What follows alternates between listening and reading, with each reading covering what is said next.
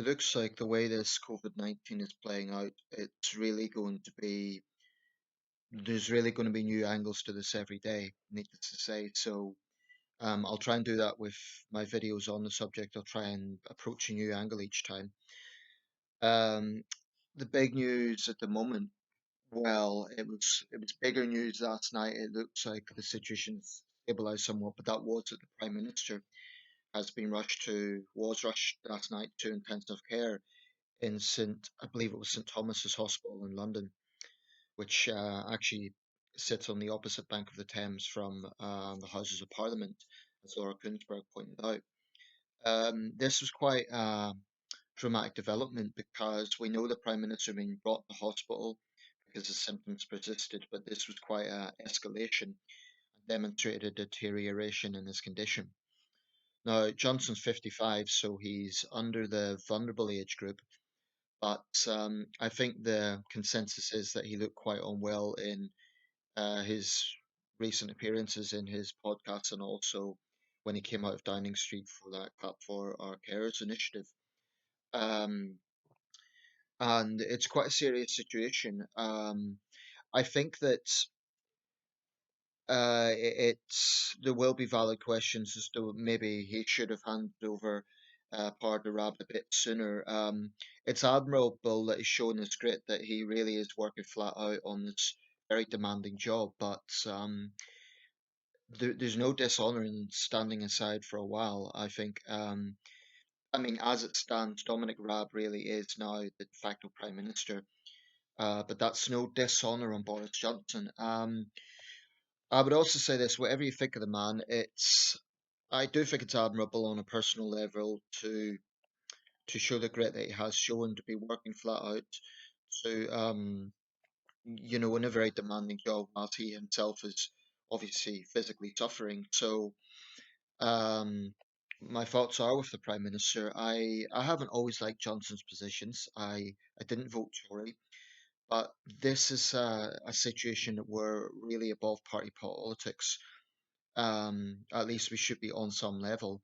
In fact, Johnson's biographer, one of his biographers, stated that she believed now might even be the time for a sort of national government because it looks like half the government is either in self isolation or sick.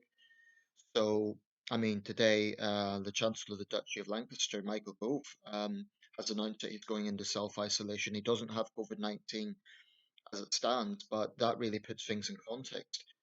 In the worst case scenario, if Johnson died, I'll just be blunt about that, he would be the first Prime Minister to die in office since Lord Palmerston back in 1865. So that really would be something. But he doesn't need to, um, there's no dishonor in stepping aside at this point when he can't physically breathe. I mean, that's what the news seems to be. So obviously that'll be a situation that people will be keeping a close eye on. But of course, many, many other people have died. The toll yesterday was 5,373 in hospitals. And that's a point actually worth bearing in mind. There may be many more people who've died at home. So this really is taking its toll.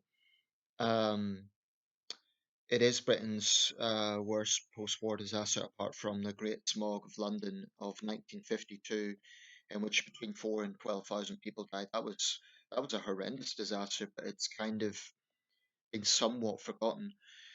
What I've also noticed recently is the obituaries in the Times. At least half of them, the little footnote is this person died of complications from COVID-19. One notable recent high-profile victim is the Marquess of Bath, the seventh Marquess of Bath.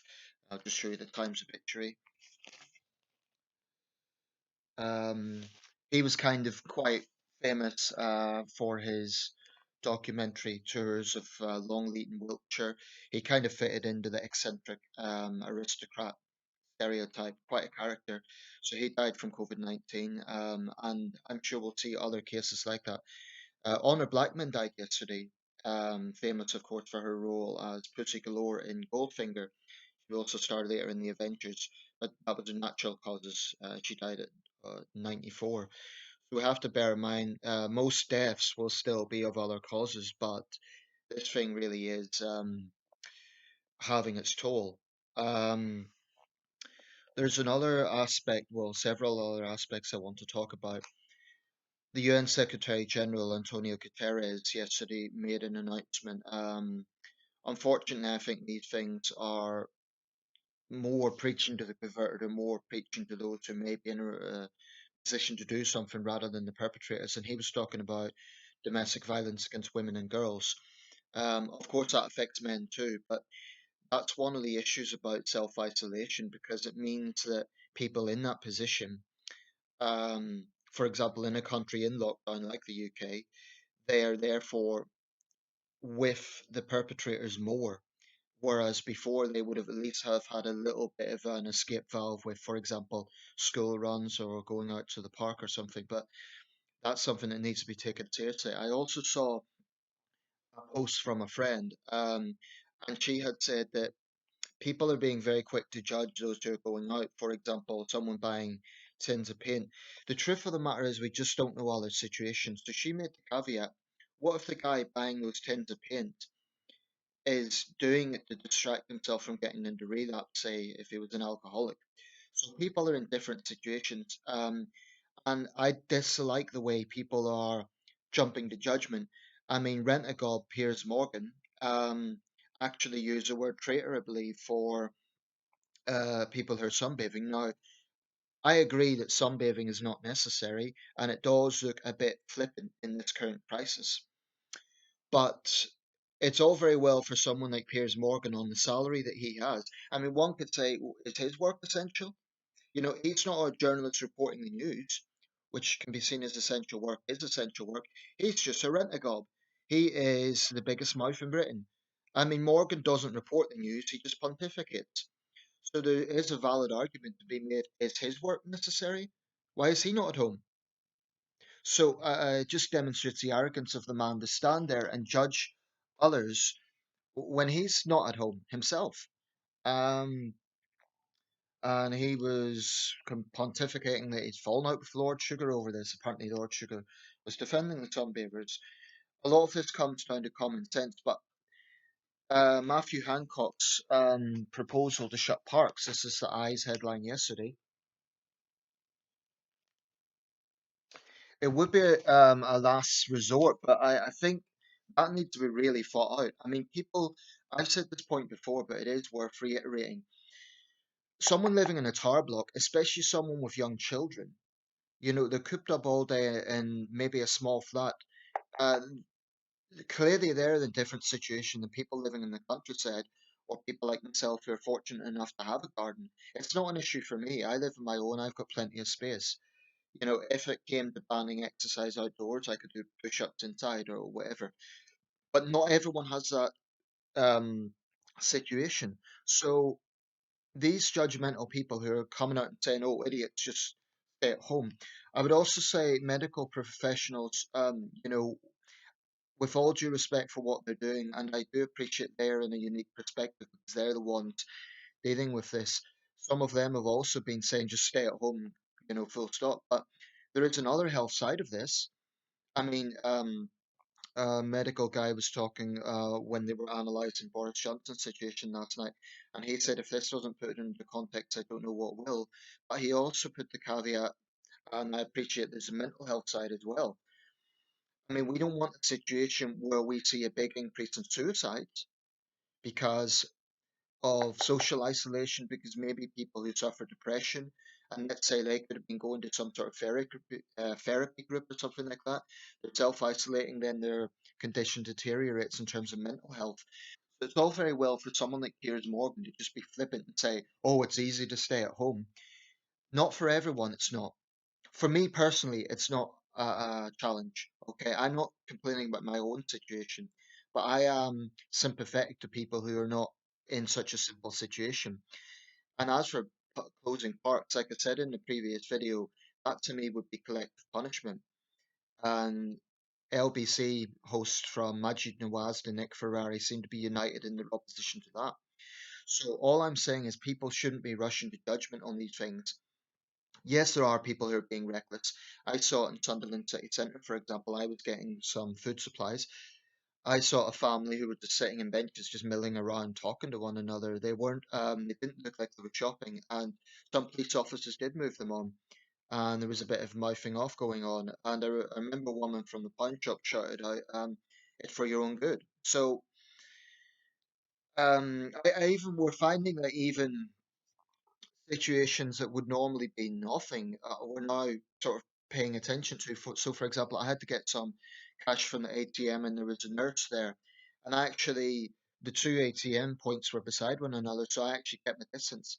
And she looked at me sort of like, I guess she was wondering what I was doing, but I was conscientiously thinking, well, we have to social distance, and I don't want to, you know, put someone who's on the front right line at risk, or if she's been around COVID-19 patients, I want to look after myself as well. So this is something that, in retrospect, I wish I'd kind of said something like, thanks for all you're doing or something like that, just to show that. But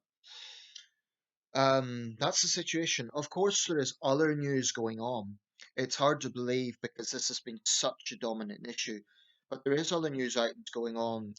Just off the top of my head, um, the Cardinal Pell trial in Australia is going on. He's the highest ranking member of the Catholic clergy to be on trial for child sexual abuse. There has been clashes in Kashmir, a drug battle in northern Mexico. Um, in Ivory Coast, I heard in Abidjan, I believe it was Ivory Coast, yeah, in the capital, Abidjan, people ransacked a COVID-19 temporary tent that was set up for dealing with the situation. So, unfortunately, in a lot of developing countries, you have ignorance on top of the potential health crisis that's going to develop. Because they were under the impression that, oh, if it's being set up here, this will infect us, ignoring the fact it's there for their good. So it must be incredibly difficult for health professionals on the front line dealing with a lack of education and these sort of ignorant conspiracy theories. And then you get religious fanatics, for example, in Pakistan, when you get polio workers targeted. So I really have enormous respect for those people who are on the front line. One other aspect about all of this that is concerning is that authoritarian regimes and dictatorships will use this as an excuse to further increase their powers. So that's definitely a concerning development that could happen, probably already has happened. Um, on the other hand, we have um, we've seen a situation where rough sleepers in the UK have been temporarily housed. The government announced that. Well, the question's going to arise if we can house them now, i.e., during a national crisis, why not at regular times? If it can be that easily done now, why not in regular times? So, homeless charities have been saying, let's, hope that this sticks. Let's hope that these people aren't just thrown out as soon as the coronavirus epidemic ends. So there's a lot going on. Stay safe, everyone, and if you are a victim of domestic abuse, I understand there is a number that you can call that cannot be traced on your phone, and there's a quick exit option. So please do use that. Don't suffer in silence. But that's something that we need to take seriously. So there needs to be an understanding of those sort of situations when we hear these blanket statements, just stay at home. Um, I think that is becoming a bit of a blanket statement. Yes, the social distancing is very important. Yes, there are people being reckless, but there is a very real issues around people who are in those sort of situations. Okay, stay safe, everyone.